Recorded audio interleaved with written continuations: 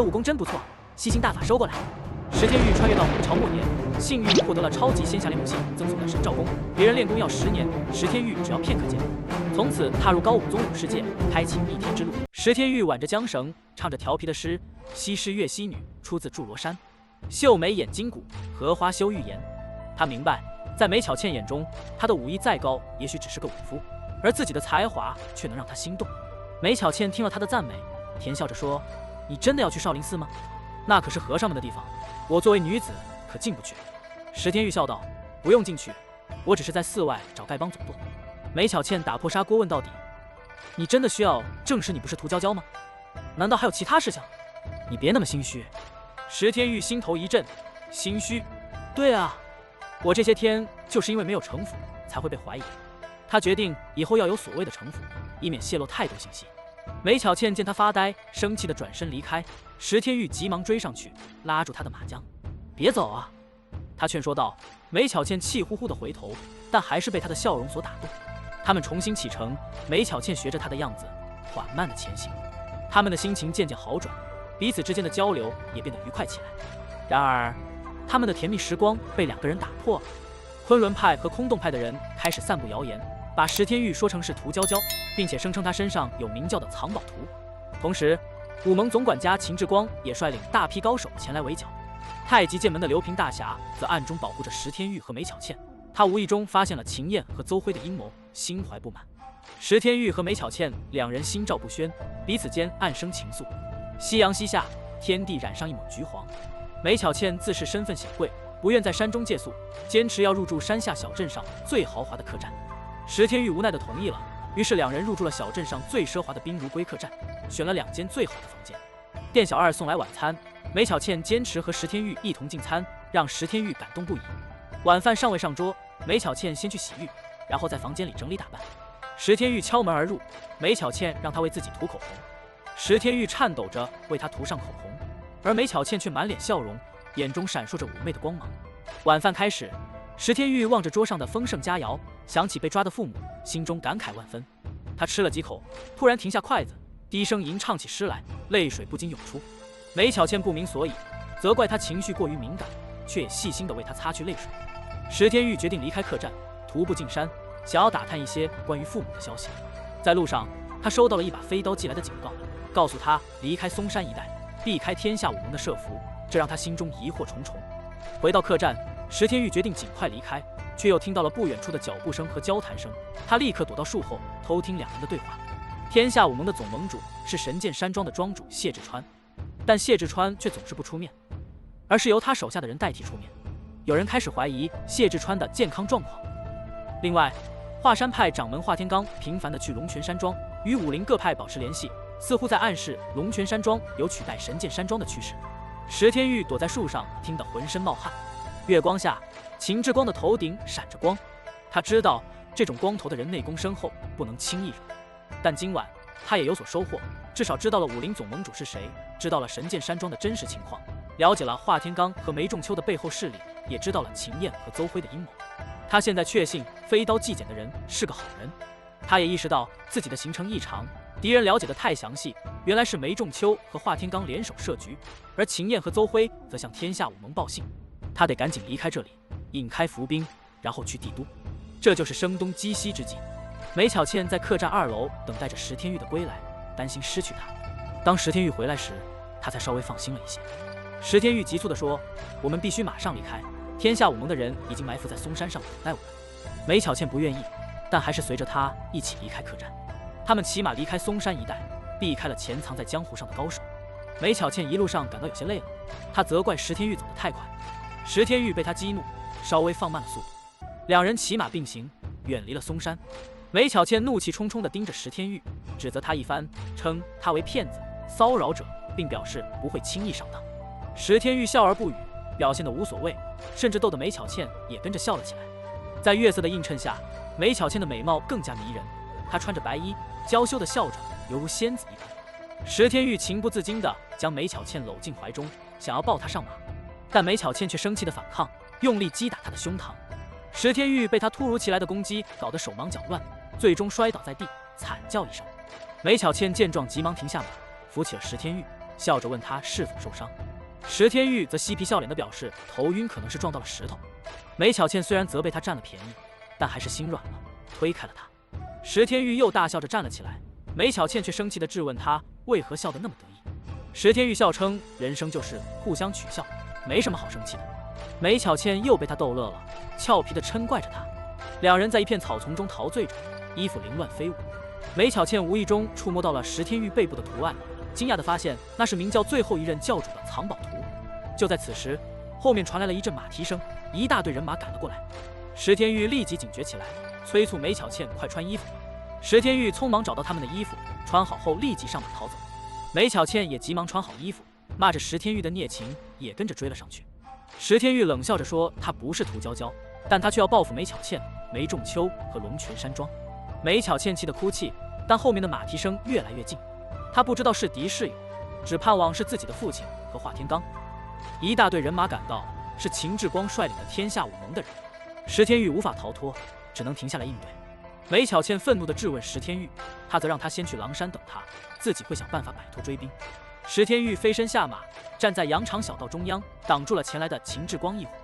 虽然对梅巧倩并无感情，只是想报复他，但他也不愿看到他落入他人手中。他用脚一撩，甩起一块石头迎向秦志光，风声呼啸，石头撞向秦志光的马头。秦志光急忙勒马，手中铁链舞动，将石头击碎。他是江湖上闻名的铁索横江，手腕上套着的铁链足以制敌。其他武林高手也纷纷赶来，但山间小道无法容纳大马队，他们下马步行包抄。石天玉则不断用脚撩起石头，瞄准秦志光。数块石头飞来，秦志光慌忙应对，铁链挥舞，石屑四溅。这并非真正的比武，而是石天玉和秦志光等人的智力较量。石天玉施展高超轻功，飞身上树，快速穿梭于树林之间，消失于众人视线中。秦志光愤怒不已，吼道：“简直不可思议！竟有人敢阻我！”继续前进。梅巧倩在前面，他们纷纷策马追赶，其他武林高手也紧随其后。最后一名武师上马，却在瞬间被石天玉出现的奇袭击倒，功力被吸干。石天玉将其扔下山谷，随后又奇袭另一名武师，如此反复，将他们全部击倒。前方的武师早已驰去，不知晓后方情况。石天玉将被击倒的人扔入山谷后，骑马追上前方。他觉得今天可以一路不停，直到晚上抵达帝都城门前，然后藏好宝马，找个客栈休息一晚，明天凌晨潜入皇宫营救父母。他盘算着，策马疾驰向北。但当他来到山下小镇时，惊讶地发现一群人在围观。他下马走近，发现围观的是一张关于他父母的通缉令。石雄，男，40岁，起源为武林古墓派门下弟子，叛教明教一少，本姓杨，一直潜伏福王府套取机密，与关外多部落有勾结，出卖朝廷利益，被抓捕押送京都途中打伤看守而逃跑。石天玉震惊的几乎忍不住惊叫出声，他的父母竟然逃跑了，而且还是潜伏在大明朝廷的细作。这种消息让他又惊又喜又爱，心情复杂。他一边激动的热泪盈眶，一边心疼的想到了祖宗颜面何存的问题。他开始思考自己的身世，如果父亲是明教的人，那自己的身世会不会与神雕大侠杨过有关？他的太太祖母会不会是小龙女？对于甄志炳，他决定要赶尽杀绝，因为他让太太祖母蒙羞了。在决定回洛阳调查的时候，他却不知不觉地驶向了龙泉山庄。到达山庄后，他发现自己对梅巧倩还有些意犹未尽，又觉得自己对她有些过度。于是他在树林里坐下来冥想，试图平静自己的心绪。不知不觉间，天色已晚，他在树林中找了个地方休息过夜。第二天清晨，梅巧倩骑马回到山庄，与父亲和华天罡商议对策。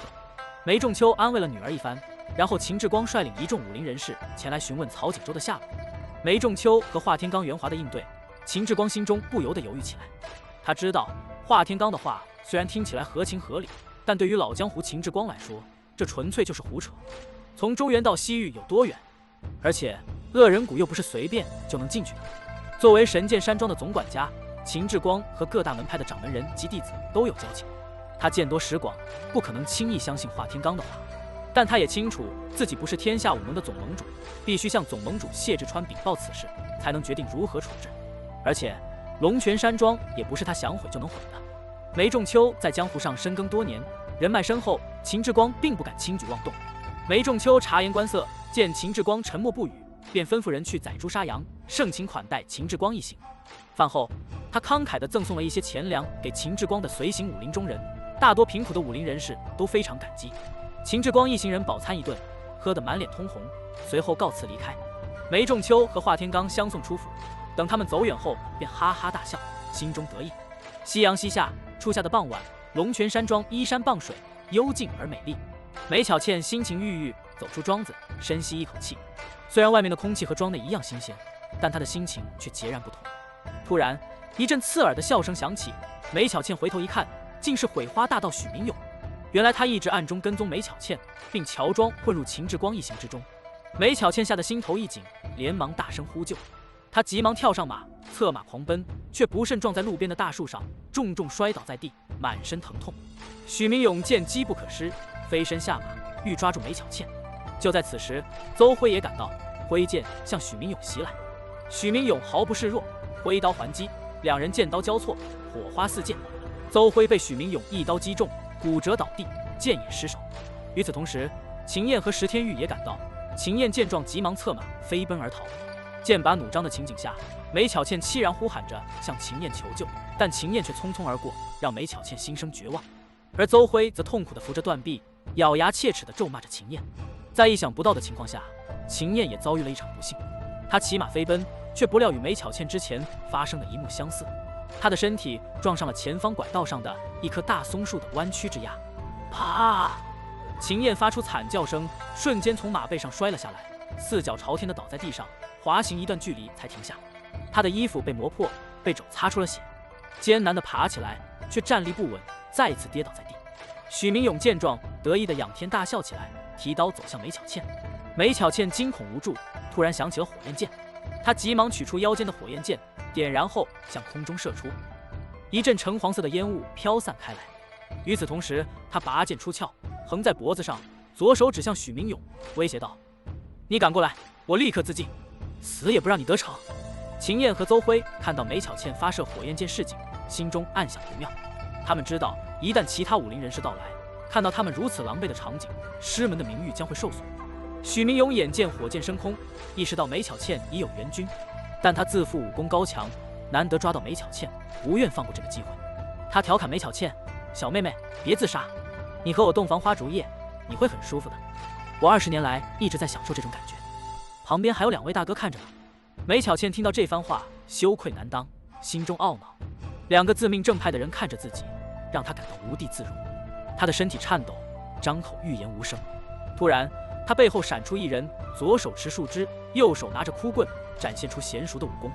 他以精妙的招式袭击许明勇，让许明勇不得不后退。石天玉略一思忖，突然听到一阵马蹄声响起。不远处，梅巧倩策马逃出，却遇到了前来接应秦燕、邹辉的大队人马。为首的是梅仲秋、华天罡，跟随着刘平以及其他武林中的人物。梅仲秋见到女儿慌张的样子，关切地询问她出了什么事。梅巧倩急忙告诉父亲，藏宝图就在曹景洲的背部上。梅仲秋等人听到这个消息，立即不再理会梅巧倩，策马向前山道奔去。刘平心中一阵叹息，看着梅巧倩的绝望表情，暗自感叹正道与财富之间的博弈。